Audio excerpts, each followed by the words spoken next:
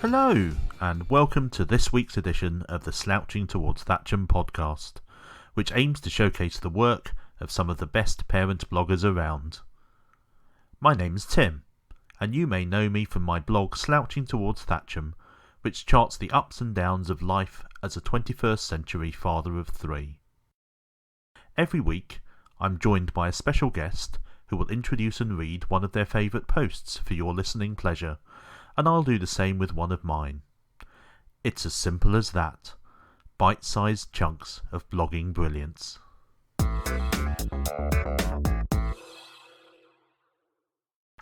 So, without further ado, it's my pleasure to introduce you to this week's guest. Author of the book Become the Best You, published last year, many of you will know Renee from her blog Mummy Tries. Like me, she has 3 young children, and her passion and honesty shine through in everything she writes. Hi there, Renee. Hi. So why don't you start by telling us a little bit about yourself and Mummy Tries? Okay, so hi, I'm Renee, and I've got 3 kids who are 6, 3 and 18 months. And I blog at Mummy Tries about the ups and downs of life with 3 small kids that have 4.5-year age gap between the 3 of them. My tagline is motherhood without the sugarcoating, which kind of says it all. I'm always incredibly honest about everything I write about. I don't think there's enough honesty out there when it comes to parenting. People do like to sugarcoat it. People do like to, put the best bits on social media, and it can leave people feeling really crap afterwards. So it's quite nice when you have, bloggers out there that are saying, hey, it's okay. The crap days come to us all, and it's fine, and you just got to get past it. And sometimes certainly for me, when I blog about it, it's nice to get it all out of my system. So yeah, it's the blog. And that's definitely one of the reasons I read your blog. So could you maybe now just give us a little bit of background to the post you've selected to read for us? I have. So the post is called Why I Write, which gives a bit more detail about why I set the blog up and why I write what I write. Okay, that's great. So I'll hand it over to you in that case, reading your post, Why I Write. As a blogger, it leaves me warm and fuzzy when someone leaves a positive comment on a post I've spent hours toiling over. Even more so if they finish with those 3 magic words, thanks for sharing. Tony over at Papa Tom posted a very admirable blog this morning about his reckless past, his wife's anxiety and control issues, and his kids watching him cry, and it had me thinking all day long about the importance of information sharing. I had a very dysfunctional upbringing and self-destructive young adulthood. At points in my life, any future I had looked as though it would be bleak at best. When you dance with the devil the way I was doing, you start viewing yourself as worthless and the people around you foolish for wanting to have anything to do with you. I had to go through 2 mental breakdowns before finally hitting rock bottom, which is when I woke up to my addictions and demons and started turning my life around for good. Last year, I published the book Become the Best You, which is part memoir, part self-help. In it, I speak about the abuse and bullying I suffered as a child, having to grow up much faster than kids should have to, and about the distinct lack of role models that I had. I talk about leaving home at 15 and fending for myself, and how all this led to me drinking and partying away my teens and early 20s. I created Mummy Tries almost 2 years ago during a distinctly low phase I was going through. Truth be told, I needed therapy but couldn't afford the counselling. The first post I published was my life in 300 words and was so well received that it spurred me on to continue writing. I made peace with my past a long time ago, so I don't get sentimental or upset, and it's been very cathartic for me to get it all out. It's more than catharsis though, because every time I share my experiences, I create the opportunity to help others, for them to relate to what I've been through and know that they are not alone, for them to see that if they are where I have been, then there's still hope. I like to think that I inspire others to free themselves from the toxic people in their lives and break the cycles of dysfunction that are holding them back. As well as blogging about my past, I also write openly and honestly about my children. We've had a lot of sleep and behaviour problems in our house, and although my hubby and I are always on the lookout for ways we can improve our family's life, quite frankly I got sick of pretending that everything was okay. By sharing the not so desirable bits, I'm telling other mums that it's okay to say that they don't enjoy every single aspect of motherhood 24/7. It's not about being negative, far from it.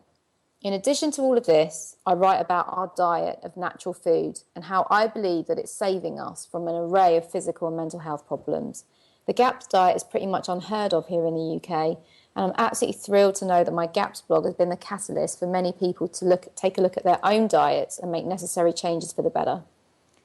I've been asked several times recently why I blog, why I put my life on the internet and allow anyone and everyone to know my business.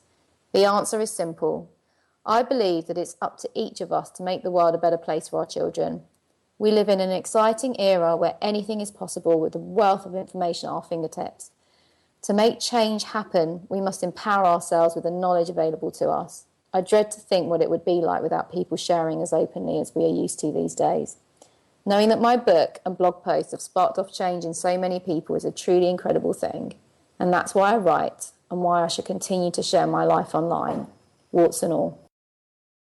Thank you so much for sharing this, Renee. You're very welcome. Thanks for having me. I remember reading this on your blog when you first posted it, and to hear it again in your own voice makes it resonate that much more. I'm really pleased to have featured you on the podcast, and thanks for taking the time to join me. Thanks again, Tim. If you want to read more of Renee's writing, go to her blog mummytries at mummytries.com or follow her on Twitter at mummytries. I'll attach links to both of those and to the post she's just read on the show notes over on slouchingtowardsthatcham.com.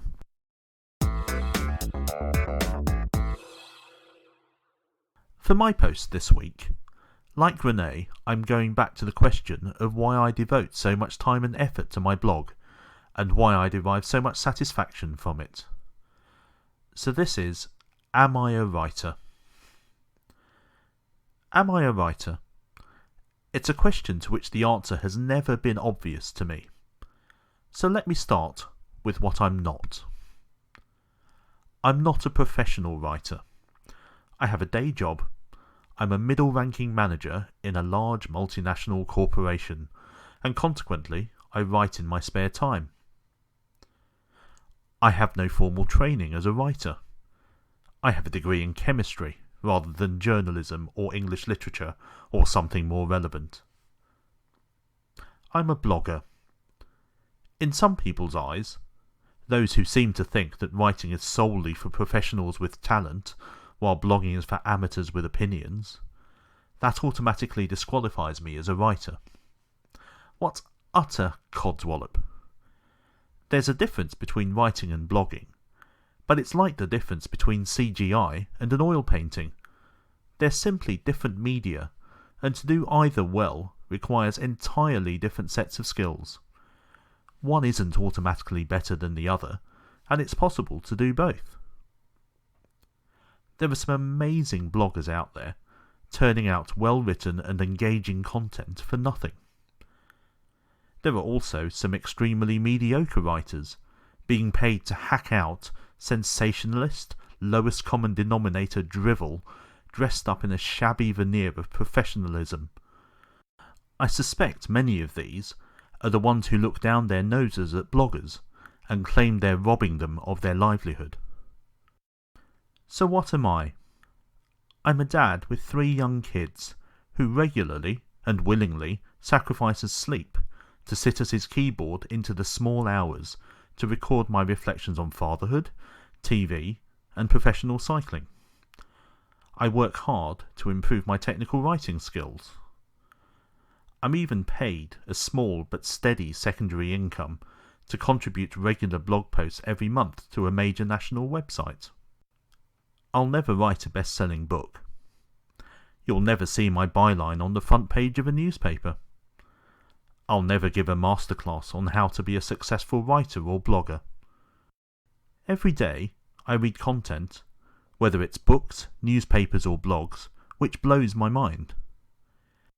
In the parenting and family niche alone, there are so many bloggers out there who inspire me on a daily basis. Many of them are better technical writers than I can ever aspire to be. Many have far more interesting stories to tell than I. Those who have lost children, victims of domestic abuse, single parents on tight budgets doing the best they can. Others tell their stories in a more creative and engaging way than I will ever be capable of, Flippin' heck, some of them are even poets. None of this puts me off. At times, more than I'd care to admit, it leaves me feeling inadequate, invisible, and small. Mostly, however, it inspires me to push myself that little bit harder, to create something that people will find that little bit more interesting to read. It makes me want to sit in front of my big screen in my little study with a mug of strong coffee at 2 a.m. and just see what happens.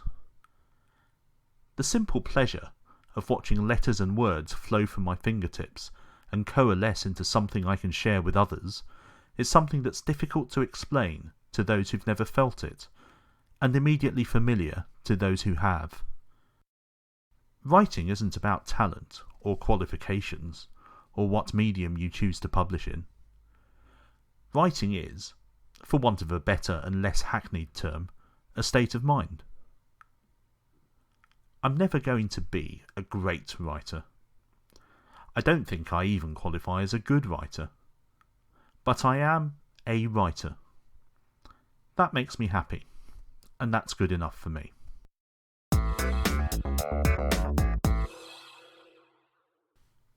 And that's it for this episode of the Slouching Towards Thatcham podcast. If you'd like to listen to future episodes, you'll find them published on the blog and also on iTunes and other podcasting sites. You can follow me on the blog at slouchingtowardsthatcham.com, on Twitter at ThatchamDad, and on various other social media channels. You'll find links to all the above, plus Renee's links, in the show notes on the blog. All that remains is for me to say thank you all for listening to this podcast, and hopefully you'll join me again next week. Until then, goodbye.